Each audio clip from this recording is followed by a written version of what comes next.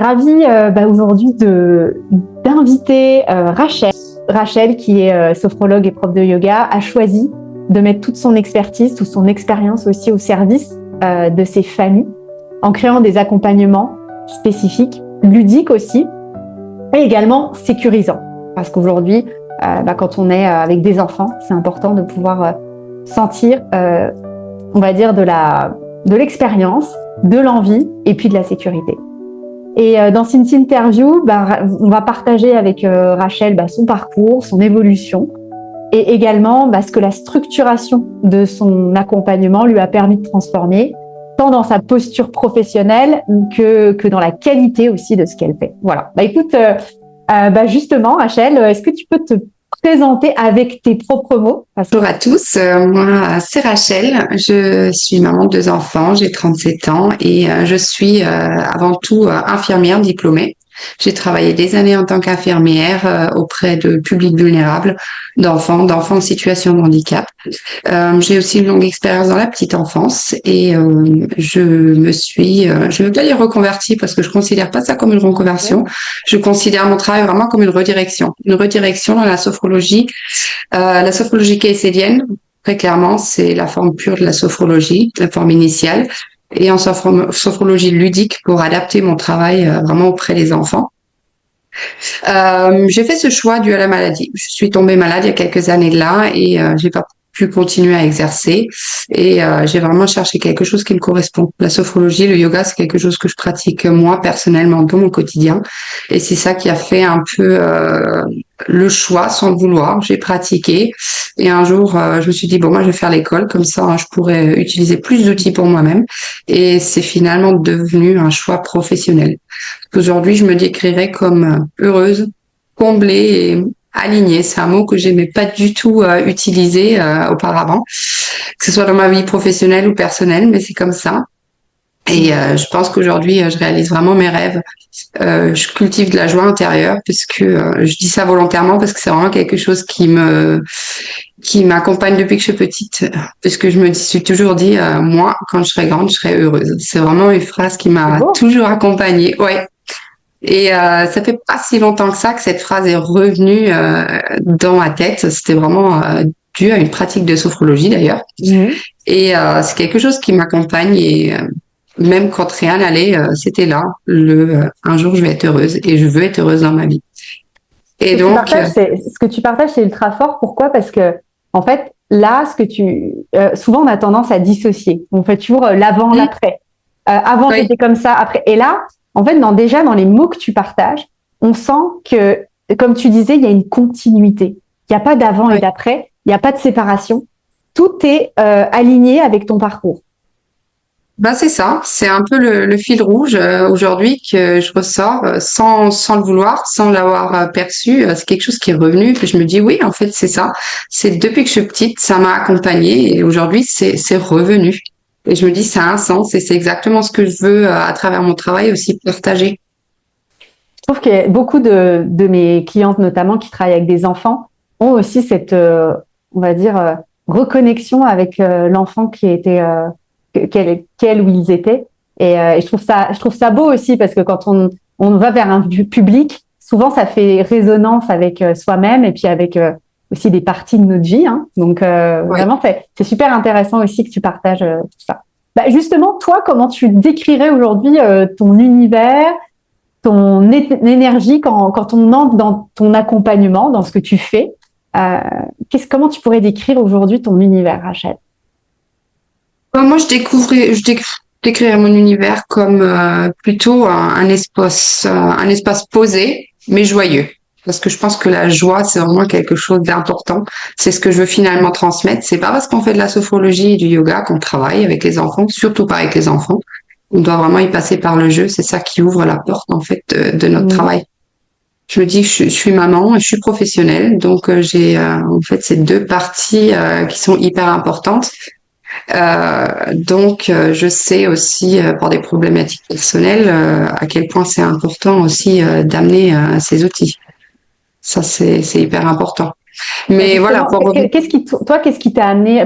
Déjà, tu exerces où, que les gens puissent savoir où tu exerces Alors aujourd'hui, je mène un projet itinérant qui s'appelle Yogi Flow. Ça veut dire que c'est un projet itinérant et hybride. Hybride parce que je propose aussi des accompagnements en ligne, qui est important parce que je voulais rendre ce projet vraiment accessible à tous.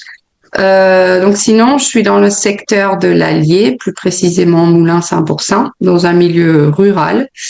Et mon but, c'était vraiment d'être accessible pour tout le monde, d'où l'itinérance. Je voulais pas me focaliser sur un cabinet et dire voilà, je suis là, venez à moi. Moi, je viens à vous. Ça, c'était vraiment quelque chose d'important. Et mon projet se bâtit vraiment sur 4 piliers. Le premier, c'est l'accompagnement individuel en sophrologie. J'accompagne des enfants et des familles. J'ai volontairement des familles puisque dans mon accompagnement, j'ai volontairement fait le choix d'intégrer les parents. Parce que c'est pas juste l'enfant doit travailler sur quelque chose.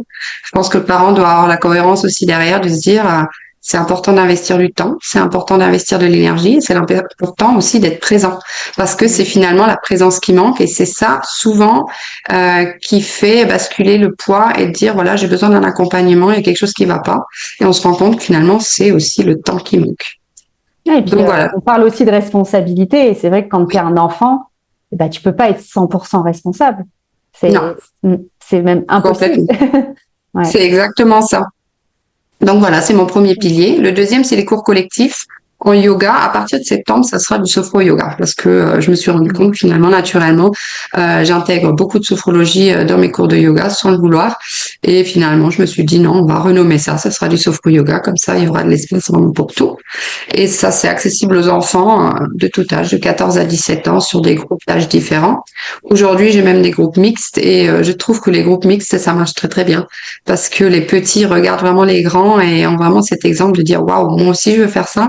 Et les grands sont très responsables et accompagnent les petits. Donc finalement, les groupes mixtes, ça a un avantage aussi. Pas que les âges soient trop creusés, mais voilà, il y a des avantages. Ouais, il y a une logique collective aussi dans ton approche. Okay. Complètement. Okay. Et donc le troisième pilier, c'est l'accompagnement en structure et sur des événements ponctuels. En structure, vraiment sur des projets pédagogiques mis en place avec les structures. Ça peut être mensuel, ça peut être bimensuel. Voilà, ça dépend, ça varie selon le projet. C'est vraiment du yoga ou de la sophrologie ou du sophro-yoga, voilà, selon ce qu'on a décidé. Les structures, ça peut être des écoles, des IME, projets publics vulnérables, très important. C'est aussi une axe de mon travail d'infirmière, donc très important. Ça peut être des projets générationnels qui me sont demandés en ce moment. C'est vraiment quelque chose qui a du sens aussi. Ça peut être des centres aérés, des centres sociaux, des événements locaux, voilà, très différents. Et les événements ponctuels, c'est les ateliers enfants, parents-enfants, voilà, des événements vraiment différents. Et ma dernière axe, voilà. Merci. Et la dernière axe, donc c'est un projet qui est en train de naître, qui a commencé au mois de juillet. C'est un projet d'accompagnement sur des séjours de vacances pour les enfants entre 5 et 12 ans. C'est des accueils à la journée, on va dire comme un centre aéré, entre guillemets, sous la thématique yoga, sophro et créativité. Et le mot créativité sera décliné en différentes parties, soit Picasso pour l'art-thérapie, soit le petit chef pour toute la partie culinaire, parce que l'alimentation aujourd'hui joue un rôle crucial et pose souci aussi. La zik pour la musicothérapie et les paillettes pour la saison d'hiver, pour le snowzellen, puisqu'en hiver, sur la période de Noël, on est beaucoup surstimulé. Donc l'idée est de vraiment amener des parties thérapeutiques différentes dans cet accueil. Le but, c'était de donner du sens aux vacances en intégrant différentes méthodes, différentes thérapies, mais tout en s'amusant, en s'éclatant, sans avoir l'idée derrière la tête de se dire, voilà, je suis en train de faire de la thérapie. Pas du tout. Mais voilà, d'amener du sens aux vacances. Voilà les 4 piliers. Tout ça en quelques mois, vraiment, déjà, je te dirais bravo parce que on voit que cette passion, elle t'a amené à aller très vite à trouver des choses très complémentaires, très riches et oui, exactement cette complémentarité qui fait sens pour la vie d'un enfant, que ce soit avec des structures institutionnelles, la vie avec les parents, le collectif avec d'autres âges. Donc vraiment, c'est impressionnant, c'est incroyable ce qui a pu émerger sur ces derniers mois. Et toi, juste pour la petite histoire. Qu'est-ce qui t'a amené à mêler la sophro et le yoga? C'est venu d'où dans ta pratique de pouvoir mêler les deux? Eh ben, mêler les deux, c'était une histoire personnelle. Ce que je te disais, je pratiquais de la sophrologie pour moi-même, pour mon fils, et je pratiquais aussi du yoga. Donc, je me suis rendu compte par le biais de la pratique que finalement, c'était pas la même chose, mais ça parlait quand même le même langage. C'est quelque chose qui se complétait quand même très très bien. On a d'un côté le yoga qui apporte le mouvement, l'ancrage, l'expression corporelle. On est vraiment dans le mouvement. On peut relever des défis personnels. Et dans la sophrologie, on travaille vraiment sur la conscience profonde, la manière, dans une manière très spécifique d'ancrer le positif. Et on offre des outils qu'on peut réutiliser au quotidien, qu'on peut réutiliser à la maison. C'est vraiment, en fait, ce qui différencie le yoga, c'est quelque chose qu'on fait souvent en collectif ou seul. Mais la sophrologie, c'est un outil. C'est vraiment quelque chose qu'on transmet et qu'on utilise quand on veut. Et c'était ça qui était important pour moi de dire, je veux quelque chose qu'on pratique ensemble, mais je veux aussi quelque chose de durable qu'on peut utiliser au quotidien. Et donc, finalement, je trouvais que ça s'associait très, très bien parce que quand on associe les deux, finalement, on bouge, on s'exprime, on expérimente. On ressent, on apprend à réguler les émotions et quand on intègre tout ça, on a vraiment la pratique qui devient une continuité. Et ça, c'était très très important pour moi, quelque chose de fluide et de durable. Bah, justement, dans cette continuité aussi, toi, là, naturellement, c'est quoi quelles sont aujourd'hui les problématiques que tu rencontres le plus chez les familles avec lesquelles tu travailles et que tu accompagnes? Le souci le plus courant, c'est le manque de confiance en soi. Ça, c'est vraiment quelque chose qui est crucial. On a des enfants qui ont du mal à comprendre, donc finalement, pas pouvoir gérer ses émotions, cet état émotif. On parlait d'émotions. Voilà, exactement. On a beaucoup de tensions familiales liées finalement au stress et au rythme de vie parce qu'on a quand même un rythme de vie très accru aujourd'hui qui ne permet plus d'avoir suffisamment de temps, où on n'a plus la conscience de ce temps qu'on devrait sacrifier à sa famille. Ça pose énormément de soucis. Et on a les problématiques liées finalement à notre société d'aujourd'hui. On parle d'harcèlement, addiction aux écrans, la pression liée aux réseaux sociaux. Ça, c'est vraiment quelque chose d'identification personnelle. C'est un grand, grand souci qu'on rencontre aujourd'hui et que les adolescents ont et les parents Plutôt sont les adolescents, finalement. Oui, ça c'est précisément le dernier point, c'est précisément les adolescents. Et ça pose vraiment de soucis aux parents parce qu'ils savent plus par quel bout y attaquer. Et c'est vrai que plus il y a cette problématique d'écran, plus la communication est fermée. Et en fait, on cherche une porte d'ouverture pour cette communication qui est parfois vraiment rompue. Justement, qu'est-ce que ces personnes-là, elles viennent vraiment chercher chez toi? Au-delà, je pense, la sophrologie, le yoga, au-delà de tes outils, qu'est-ce qu'ils viennent chercher Je pense qu'ils cherchent un espace avant tout, vraiment un espace ouvert à la discussion, pour se poser, prendre le temps de discuter, être écouté aussi, parce que finalement, je l'explique souvent, je suis sophrologue, je suis professeur de yoga, mais je suis pas thérapeute. Normalement, je suis pas là pour finalement, pour être thérapeute, pour écouter, pour faire une séance de psychothérapie, mais c'est quand même essentiel de prendre ce temps d'écouter la problématique en amont pour pouvoir mieux accompagner. Et une fois que ce soit le parent, l'enfant, l'ado, peu importe, une fois qu'ils ont compris que ils ont la possibilité de se confier aussi, de poser, et déjà on a fait un premier travail et on arrive à ouvrir une porte. On ouvre la porte sur le corps, on commence vraiment par le corps, mais il faut l'ouvrir cette porte pour pouvoir finalement accomplir ce travail. C'est exactement ce que tu disais au début aussi. C'est vrai que l'espace, c'est l'espace, ta présence déjà et ton ancrage parce que tu es quelqu'un de qui a cette expertise et puis aussi c'est l'espace-temps qui se consacre justement pour venir se poser dans un cadre familial et avec une personne extérieure. Et c'est vrai que ça souvent on le prend pas ce temps. On le prend pas et puis je pense que c'est aussi lié à notre rythme de vie, c'est pas forcément volontaire mais il y a souvent beaucoup de fatigue qui accompagne tout ça et les parents ils ont un sentiment d'impuissance, ils sont désarmés Et voilà, les réactions des enfants, c'est ça aussi qui provoque cette sensation de désarmement, en fait, d'impuissance.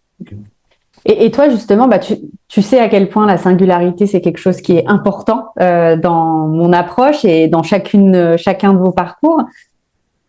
Toi, par rapport à tout ce qu'on vient de se dire là, qu'est-ce qui rend ton approche aujourd'hui différente d'un modèle classique par rapport à tout ce que tu as pu mettre en place et créer durant ces derniers mois? Eh ben, ce qui le rend différent, c'est d'abord ma double formation. Je pense que je suis sophrologue formée en école caïcédienne, ce qui donne la profondeur aussi. C'est ce que je te disais tout à l'heure. C'est vraiment la forme pure, la forme authentique créée par le neuropsychiatre Dr Alfonso Caicedo. Il y a finalement cette petite cartésienne dedans. On n'est pas vraiment juste dans l'esprit. J'ai d'ailleurs une cliente qui m'a dit la semaine dernière, ce que j'aime bien chez toi, c'est qu'il y a cette partie cartésienne et cette partie spirituelle. T'es pas perché. Et ça, j'ai beaucoup aimé parce que c'est en fait ce qu'on veut enseigner. Hein. La sophrologie, on a des outils vraiment très pratiques. Il y a vraiment un cadre très précis. Et c'est cette partie cartésienne, je pense que c'est important. Je pense que c'est dû aussi à mon travail d'infirmière qui était très cadré. Mais c'est important de l'avoir. Donc, je pense que voilà, il y a la partie caïcédienne et il y a la partie ludique qui axe vraiment sur les enfants pour rendre ces outils vraiment accessibles aux enfants. Il y a une double approche, il y a de la profondeur et il y a vraiment mon passé dans la petite enfance et en tant qu'infirmière. Ça donne vraiment encore une lecture plus fine du corps, des émotions, du stress, de la fragilité. Vraiment, il y a beaucoup d'axes en fait où on affine. J'ai vraiment pu bénéficier de beaucoup de formations dans ce corps de métier. Et je pense que c'est hyper important. C'est pas juste des ateliers bien-être que je propose, c'est vraiment une approche liée à la conscience corporelle, à la conscience émotionnelle. Et je pense que ça va au-delà et c'est bien plus profond. C'est vraiment un cadre sécurisant, construit et professionnel. C'est très important. Qui vient de tout ton parcours, en fait, globalement. Ouais. C'est pour ça que je disais au départ, pour moi, c'est pas une reconversion, c'est une redirection. Parce qu'en fait, tous les éléments que j'ai pu avoir auparavant ont leur place dans mon projet et dans mon travail. Et au contraire, ils rendent mon travail, je pense, encore plus concret et plus professionnel pour moi. Et il y a aussi le côté, je suis référente du réseau de la bulle des émotions. C'est très important pour moi de le préciser aussi parce que c'est une professionnalisation et il y a une référente par zone. Donc, ça rend aussi mon travail unique dans mon secteur et ça implique une approche ritualisée très spécifique, très structurée et très cohérente. Et ça, c'est un engagement de qualité aussi pour moi dans mon travail. C'est important de le partager aussi parce que souvent on est un peu perdu dans le choix des personnes qu'on suit et le fait que tu sois aussi dans un entre guillemets réseau en tout cas de praticiens avec une certaine type méthodologie, ça permet aussi à des gens de pouvoir y trouver une sorte de sécurité aussi. Oui. Toi justement, comment était ton activité avant qu'on travaille ensemble? Si tu pouvais me résumer un petit peu où t'en étais. Eh ben pour moi, c'était compliqué, très compliqué. La structuration était un gros souci pour moi, ce que je te disais, tu le sais. Au début, notre coopération, c'était vraiment, je sortais d'une grande période de maladie, d'un grand moment de flou. J'avais tout perdu, mon travail, tout ce qui était autour de moi. J'étais obligée de me reconstruire. C'était quand même assez compliqué. Et la gestion et l'organisation du temps était quelque chose de très compliqué pour moi. J'arrivais absolument pas à trouver ma place, à m'organiser. Tout était flou. J'oubliais beaucoup. J'avais vraiment, ou je l'ai toujours, mais aujourd'hui, j'arrive à travailler avec un grand problème de mémoire. Donc, je dois tout noter. Et ça, c'était quelque chose de compliqué. J'étais aussi au tout début de mon activité, donc en fait, je savais ce que je voulais à peu près. J'avais tous les outils, je sortais de formation, j'avais vraiment tout ce que j'avais besoin, mais en fait, je savais pas du tout avec tous ces outils et cette désorganisation. J'étais submergée. Je savais pas comment me structurer. Je savais pas, j'avais pas de cadre en fait pour toute cette structure et j'avais aucun alignement. Je fonctionnais plus par intuition et sans stratégie, sans direction en fait, sans fil directif. Là, du coup, globalement, qu'est-ce qui te semblait flou? Comment présenter qu'est-ce que tu avais l'impression était... Parce que je pense que tes outils sont pas flous, mais qu'est-ce qui semblait flou? La perspective? La cohérence de l'ensemble. J'avais tout ce qu'il me fallait, mais en fait, j'avais pas le cadre. En fait, je savais pas comment le poser, je savais pas comment le présenter, pas comment l'articuler. C'était très compliqué. Voilà, les 4 piliers que je t'ai présentés aujourd'hui, c'était un gros travail, mais je les avais pas. Je savais que je voulais faire ça, et puis il y avait une idée par-ci, par-là. Mais voilà, comment poser tout ça sans s'éparpiller, c'était ça en fait le grand flou pour moi. Et souvent, on dit que c'est aussi lié à des peurs, des blocages qu'on peut avoir. Toi, c'était quoi les principales peurs ou les principaux blocages par rapport à ton activité qui t'empêchaient, en tout cas, qui t'avaient pas emmené encore à développer tout ce que tu viens de développer là, depuis ces derniers mois? Eh ben, je pense que me mettre en avant, c'était très compliqué. C'est encore compliqué. J'aime pas me montrer, je veux pas être le centre et je pense pas que ce soit le but que je sois le centre du projet, mais je pense tout de même que c'est important de se montrer. Tu es la Et créatrice quand même. oui, et puis je pense que c'est important aussi pour les personnes de pouvoir se projeter, de se dire est-ce que cette personne me correspond, de savoir aussi qui fait tout ça, comment, pourquoi. C'est important d'avoir l'histoire. J'ai mis longtemps de comprendre, mais aujourd'hui, c'est plus clair pour moi. Mais auparavant, je préférais parler de l'outil, j'aimais parler de l'enfant, des ateliers, de proposer ce que je fais, mais pas de moi-même, quoi. C'était pas quelque chose que j'estimais nécessaire et important. Okay. Et voilà, la peur aussi de se dire qu'est-ce que les gens vont penser de moi. Toujours cette peur du jugement qu'on a tous au début aussi, hein, ça fait partie des étapes. Hein. Ouais. Surtout quand on évolue comme toi tu as évolué, ben c'est nouveau. Parfois et puis aussi on a un corps médical qui est parfois très critique sur le bien-être avant que ça marche. Après ils disent mais je le savais, c'est trop bien. Et puis avant moi j'ai accompagné pas mal d'anciennes infirmières ou de personnes qui faisaient travailler dans le milieu médical et c'est vrai qu'il y a cette ultra exigence qui au début se dit mais attends est-ce que ça va marcher, est-ce que je vais être à la hauteur, est-ce que je vais pas me faire critiquer et puis quand ça marche après plus rien mais et le point je suis pas prête mais finalement si on s'écoute on commence jamais parce qu'on n'est jamais prêt et les choses sont toujours en évolution. On sera jamais prêt. Hein. C'est soit on y va maintenant et puis et puis on teste des choses, soit on attend. On peut attendre encore longtemps. Et je pense que, à mon avis, je pense qu'il y a beaucoup de professionnels de santé aujourd'hui qui aimeraient évoluer vers plus de passion qu'ils ont peut-être perdu, mais c'est jamais le bon moment. Ils trouvent toujours des milliards d'excuses. Hein. Et après, je dis pas. Hein, c'est quand on a des enfants, quand on a une maladie chronique, quand on a un emploi du temps déjà ultra chargé, oui, c'est sûr, de faire la bascule tout seul, c'est ultra dur en fait. Oui, c'est dur et puis on a toujours l'excuse et puis finalement, je pense que c'est un système d'autoprotection, quoi, de se dire non, pas aujourd'hui, non, pas maintenant. Et qu'est-ce qui t'a donné, toi, envie de te faire accompagner, justement? Qu'est-ce qui t'a donné le déclic de dire ça y est, c'est le bon moment pour moi? Qu'est-ce qui m'a donné envie? Eh ben, je pense le fait d'apprendre. Non, je pensais plus un ensemble de pouvoir proposer en fait ce que je voulais intérieurement. C'était flou la structure, mais intérieurement on sait finalement tout de même où on veut aller. C'est vrai qu'on apprend notre métier en tant que professionnel, mais on nous prépare pas à l'entrepreneuriat. Et ça, c'était vraiment un grand point qui posait souci.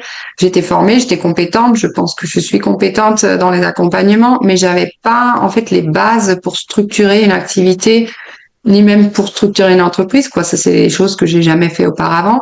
Et aussi petite qu'elle soit, l'entreprise, il faut la structurer. Et ça, c'est des outils qu'on n'a pas. Je voulais plus être dans l'improvisation et dans je construis quelque chose, à peu près sur du feeling. C'était vraiment construire quelque chose de concret, de durable, quelque chose d'aligné, quoi, qui me correspond aussi. Et je voulais créer mon offre personnalisée parce que je me suis dit, j'ai tellement d'outils que je peux faire quelque chose de bien, mais comment, je savais pas. Et donc, j'avais besoin d'aide pour ça. Hein. On peut être vraiment très professionnel, mais quand on n'a pas les outils, on va pas très loin, quoi. Et au-delà de la structure, toi, qu'est-ce qui qu'est-ce que t'espérais quand on a commencé? Je me souviens, voilà, on se connaissait à peine, mais qu'est-ce que t'espérais transformer aussi en priorité dans ton activité que tu venais de commencer? Eh ben, j'avais trois priorités. C'est déjà la structure parce que j'étais Ouais. éparpillée, j'avais plus la mémoire tout court. Voilà, c'était compliqué. Je voulais un positionnement clair, savoir où je vais, d'avoir vraiment une ligne de conduite très claire pour me faciliter la tâche aussi et créer ma propre offre. Quoi. Ça, c'était vraiment les trois points principaux. Et qu'est-ce qui t'a rassuré ou qu'est-ce qui t'a donné confiance aussi dans le fait de pas être seule et puis de venir ici? Ce qui m'a rassurée, c'est l'accompagnement humain. Pour moi, c'était hyper important de continuer à accompagner les personnes, de pas travailler derrière un ordinateur, derrière un bureau. Ça, je voulais pas. J'avoue que même maintenant, je passe beaucoup de temps devant l'ordinateur parce qu'il faut malgré tout préparer, mais ça, c'est pas mon point fort, c'est ce que j'aime. Euh, voilà. Et ce qui m'a rassurée dans ton accompagnement, c'était le fait que ça soit humain, ça soit pas un énième programme où je me retrouve derrière mon ordinateur et débrouille-toi avec la plateforme, tu fais, tu gères.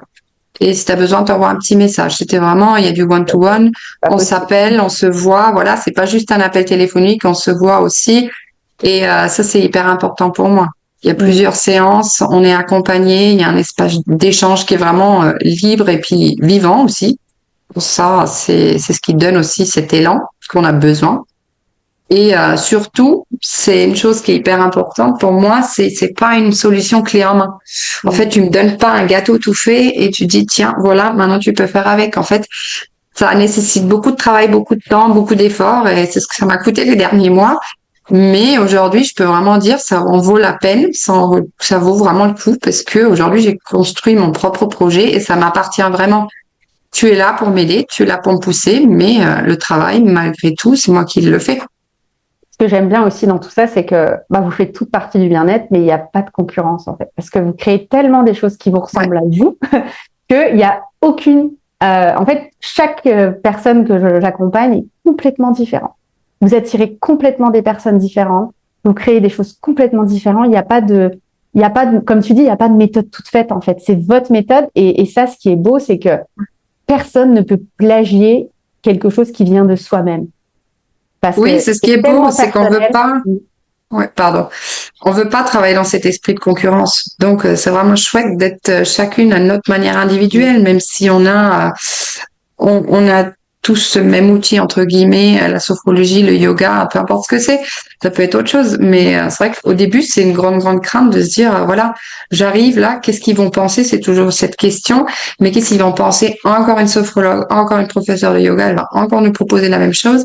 Et aujourd'hui, je peux dire, tu peux dire, elle peut dire, peu importe qui c'est, j'ai ma propre méthode, j'ai mon propre accompagnement et je fonctionne différemment des autres, même si on a finalement les mêmes outils.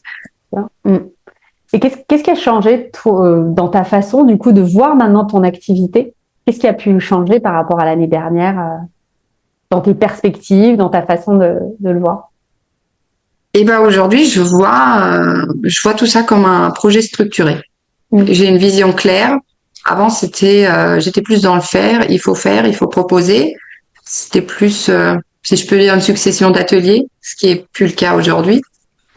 Aujourd'hui, je suis vraiment dans la construction. Je construis quelque chose de durable et je comprends que mon activité est vraiment un engagement professionnel avec une responsabilité. Et cette responsabilité, eh ben, il faut que je puisse donner suite à cette responsabilité. Il faut que ça soit cohérent et puis il faut qu'il y ait une direction vraiment très claire. C'est plus le moment où j'essaye, je tente. On est toujours dans ce j'essaye, je tente, mais ça se résume pas qu'à ça.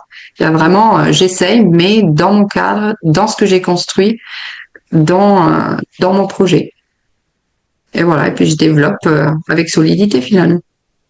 Bah, la vision, pour moi, de toute façon, sans vision, on peut aller nulle part. Et C'est ça. une vision avec l'action, il y a rien de mieux pour se sentir pleinement à sa place. Et puis justement, assumer aussi. Toi, qu'est-ce que tu assumes aujourd'hui beaucoup plus facilement qu'avant dans ta posture, dans ton activité Eh ben, je m'assume déjà très clairement moi-même. C'est une chose qui est difficile quand tu dois te reconstruire. Tu t'assumes pas du tout. Tu te dis, mais je suis pas du tout légitime. Aujourd'hui, je me dis, je m'assume moi-même et je suis légitime de faire ce que je fais aujourd'hui. J'assume mon expertise auprès du public, public vulnérable, que ce soit les enfants, que ce soit le handicap, vraiment toutes les personnes que je souhaite accompagner.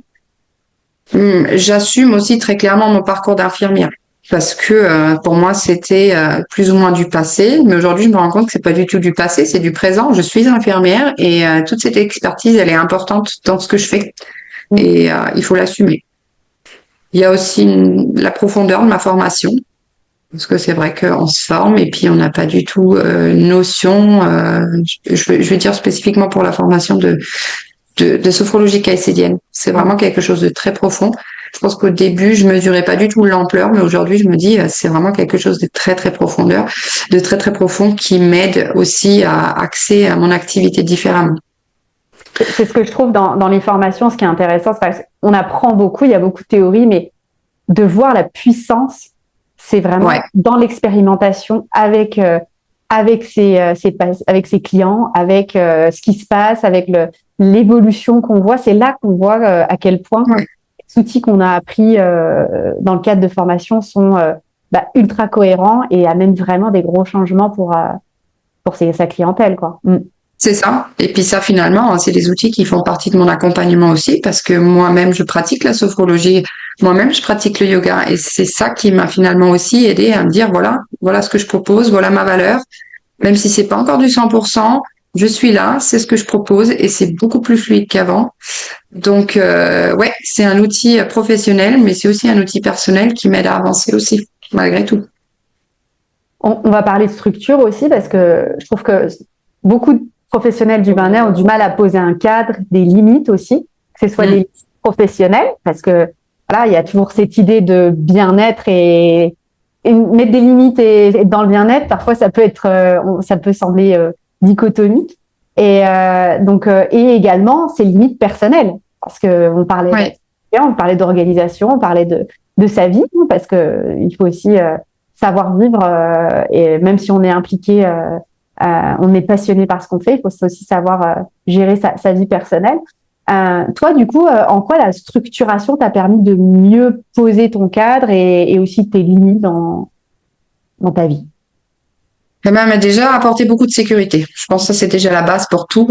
Si t'es insécure, tu vas pas loin. Moi, ça m'a déjà apporté de la sécurité. J'ai appris vraiment à m'organiser, à mesurer en fait l'ampleur de mon projet, à regarder où je veux aller. Donc, ça m'a apporté vraiment ce cadre stable que je veux. Aujourd'hui, je sais ce que je propose, je sais qui je suis, je sais où je veux aller, je sais comment je le propose. Et c'est devenu naturel et clair, hein, même si le cadre, il fallait le poser. Aujourd'hui, c'est très naturel. Je pense que mes offres, ils sont en majeure partie définies. Les formats sont posés.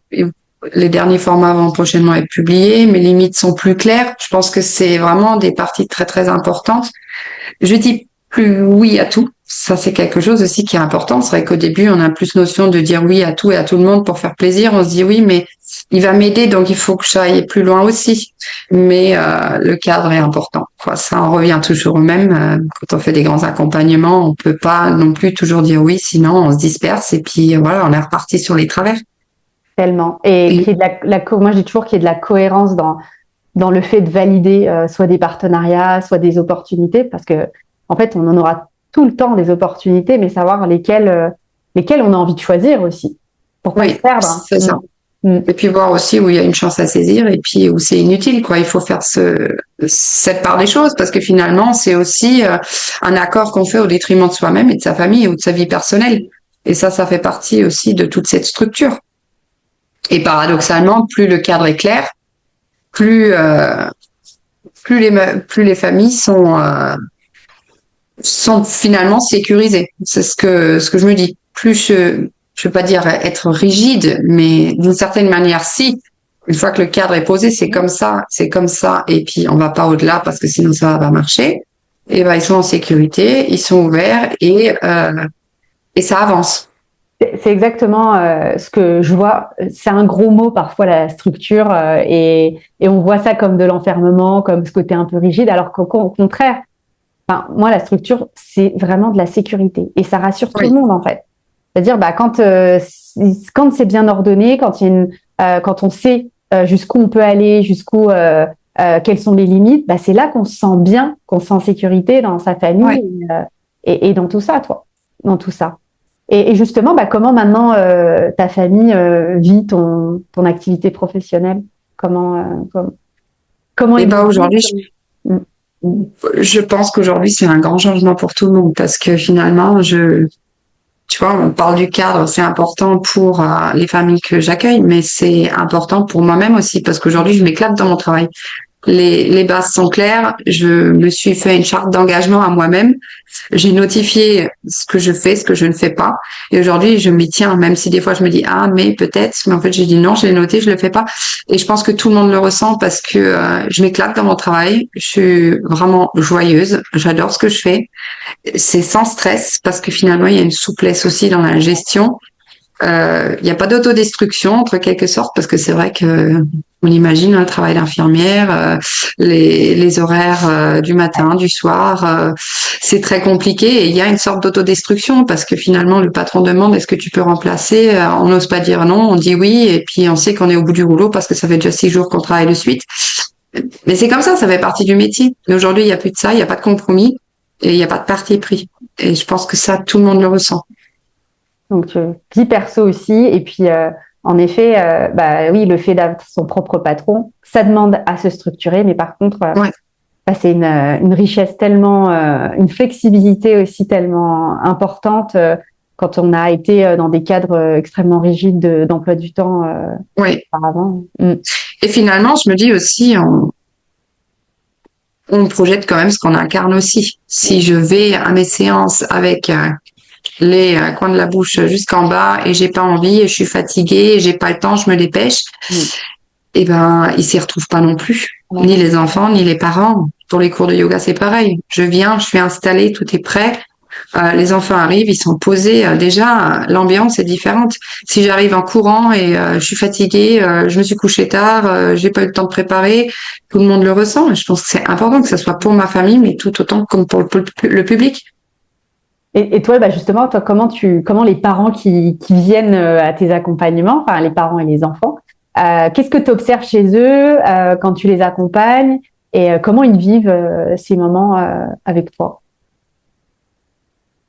Eh ben, je pense qu'ils le voient parce que c'est vrai que avec l'expérience que j'ai dans la petite enfance, il y a beaucoup de parents et d'enfants qui m'ont suivi aussi dans cette évolution, qui ont suivi le chaos, on peut dire le chaos technique, c'était un chaos total, et qui me voient aujourd'hui faire laisser émerger ce projet et qui viennent dans mes cours, qui viennent dans mes accompagnements, et ça fait énormément plaisir.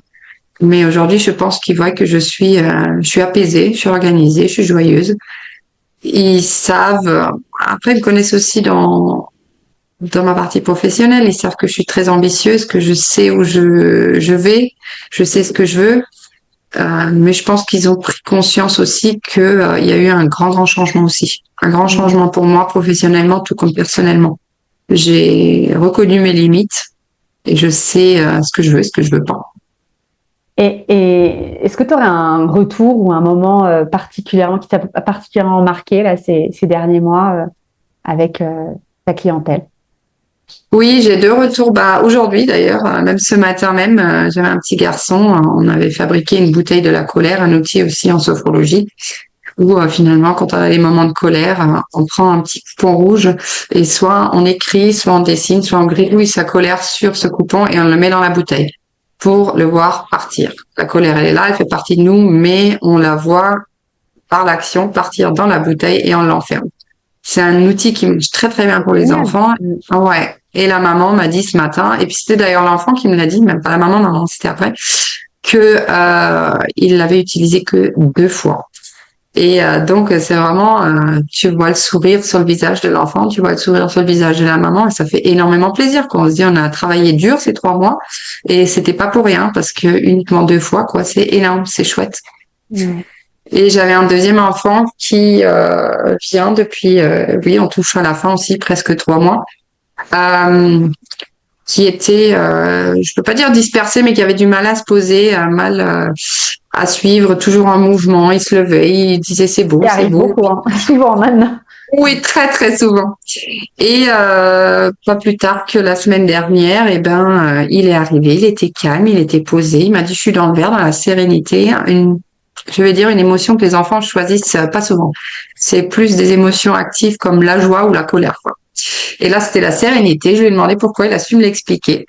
Et il m'a dit, je suis un peu fatigué. Et puis, il s'est posé dans le fauteuil. Et puis, en le voyant se poser sur le fauteuil, d'habitude, ils se mettent par terre sur les tapis. Je me suis dit, tiens, je vais tenter quelque chose. Je vais faire une sophronisation de base, quelque chose que je fais d'habitude dans cette ampleur avec des adultes. Et il a été tellement posé, il a tellement participé à l'entrée de la pratique. Je dis, bon, moi, je vais tenter le tout pour tout, on verra bien. Et j'ai fait une pratique de 40 minutes avec un enfant quand même de 7 ans. Quelque chose que je fais jamais. Et il a suivi toute la pratique. Il a ouvert les yeux. Il a dit, waouh, c'était trop bien. Et il en a eu conscience en plus. Waouh. Ah, il en a eu conscience. Il n'a pas eu conscience du temps du tout, mais de ce qui s'est passé. Et on a continué dans le calme, dans la bonne humeur. Et quand maman est venue, je lui ai expliqué ça. Et puis bon, moi j'ai intégré les parents dans l'accompagnement. Ils font leur séance aussi.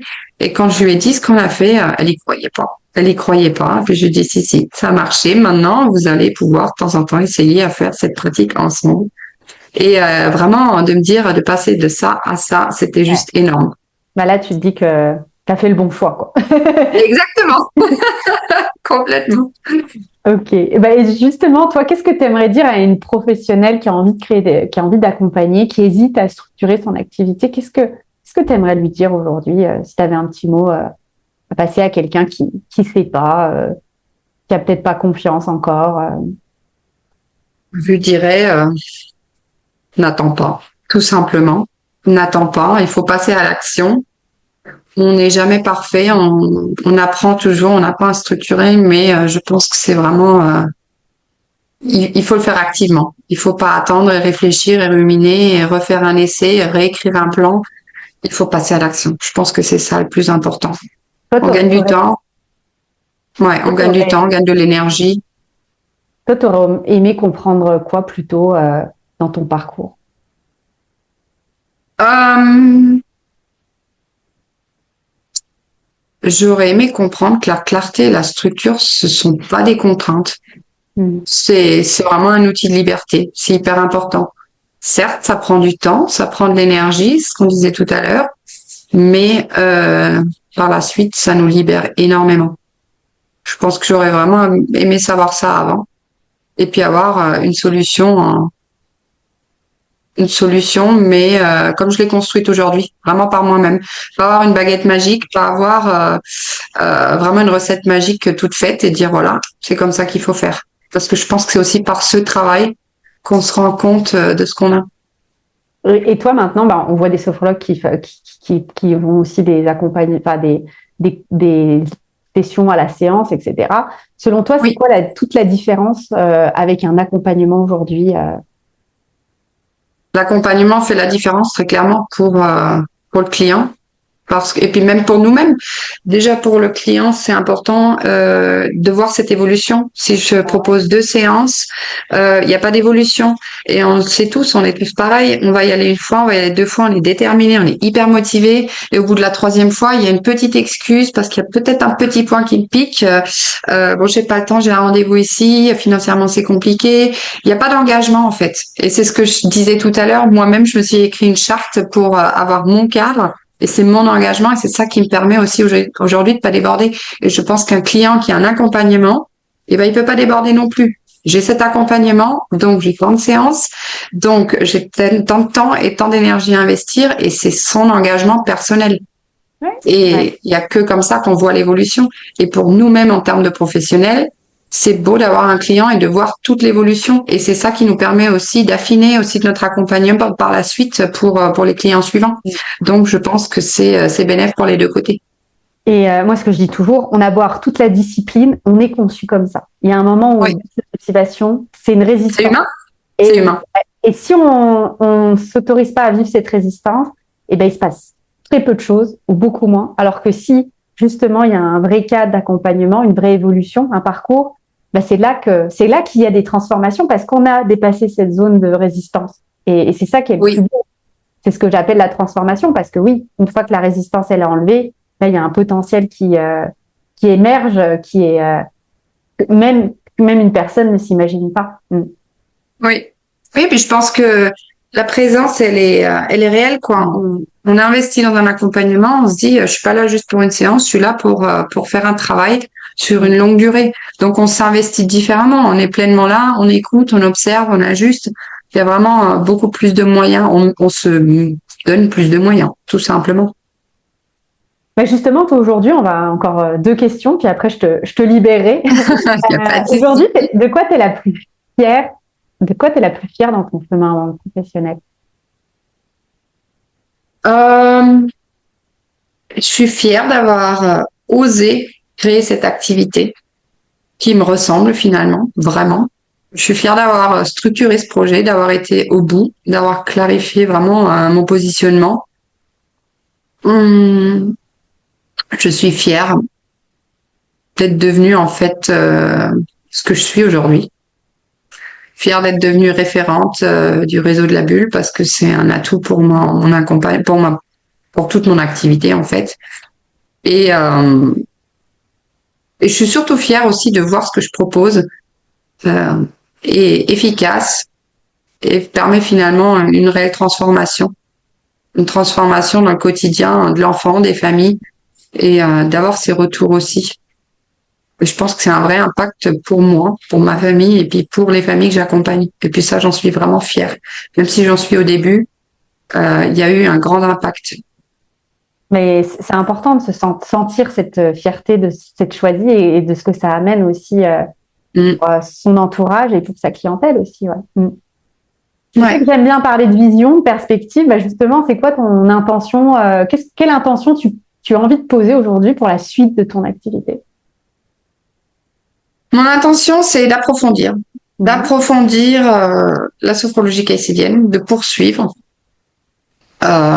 d'intégrer pleinement les outils dans mon travail. C'est ce que je te disais tout à l'heure, le yoga va pas rester du yoga, ça va être du sophro-yoga. C'est vraiment très important. Et dans l'approfondissement de tout ça, c'est aussi mon voyage en Inde. Je vais partir en Inde pour vraiment me former. Et je pense que ça, il y aura une grande intention à ce sujet, qui est important aussi parce que je veux pas juste pratiquer, je veux vraiment transmettre quelque chose et je pense que ce voyage va m'aider aussi à faire cette transmission riche. Et ce qui est beau, c'est que tu as osé structurer avant de partir. Tu te souviens, on avait ce questionnement. Oui. Est-ce que je le fais avant ou pas? Oui. Et là, aujourd'hui, tu as une vision et tu vas venir marier cette vision avec cette expérience qui est quand même une culture totalement différente, des approches différentes et avec maintenant ce que tu as déjà construit. Et comme quoi, ça va vite en fait. Enfin, il y a plein de choses qui et souvent, j'appelle ça, c'est encore mettre une pièce du puzzle dans une création que tu as menée durant ces derniers mois. Oui. Moi, je me dis finalement, ce que je disais tout à l'heure, je voulais plus travailler sur l'intuition, je voulais avoir vraiment un cadre structuré. Mais à l'époque, je l'ai encore fait sur un coup de tête parce que je réfléchissais avant, après, je le fais pas. Et finalement, je l'ai fait à l'intuition. J'y allais, je commence avant, comme ça m'aidera peut-être aussi pour après, il y aura un break. Mais finalement, je me dis, voilà, l'intuition était bonne et puis il faut la garder quand même, cette petite intuition. Si c'était à refaire, tu aurais attendu ton retour d'Inde ou tu serais partie tout de suite? Non, je serais partie de suite comme je l'ai fait maintenant. Parce que je pense que c'est ce que je disais, si je devais le conseiller à quelqu'un, faut pas attendre. Et c'est ce que j'ai fait et puis j'en suis vraiment contente. En tout cas, merci beaucoup Rachel, parce que on sent que tout ça vient du cœur, vient d'une mission, je dirais même.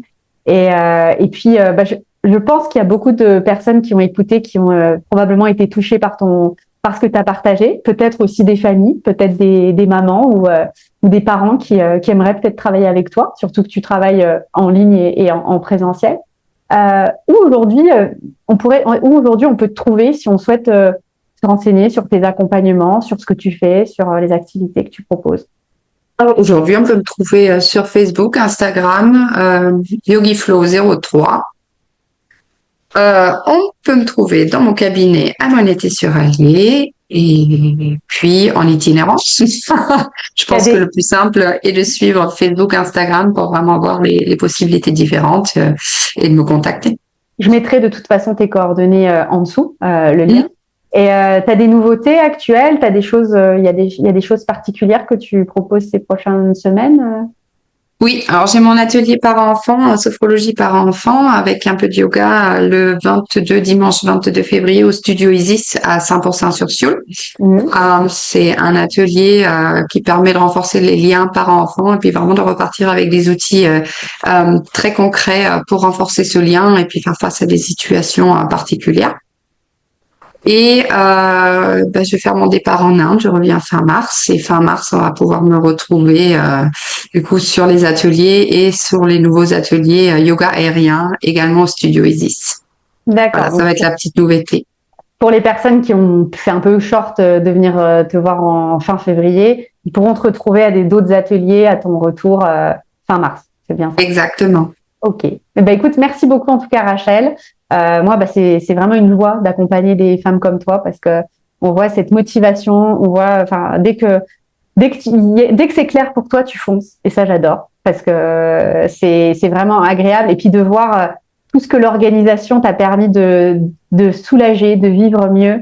Ça fait moi aussi quand je vis ça, je me dis que je suis au bon endroit. Donc merci aussi pour toi là-dessus parce que comme je dis toujours, mes clientes, j'appelle ça, bon, tu sais que j'appelle ça des clients de cœur. C'est pas, on parle pas de cible ou de, non, c'est des clients de cœur parce que justement, souvent c'est une résonance avec soi-même. Et puis, c'est un vrai plaisir de pouvoir accompagner des professionnels comme toi. Voilà. Merci beaucoup à toi. Franchement, ce que je me dis, il n'y en aurait pas ce genre d'accompagnement.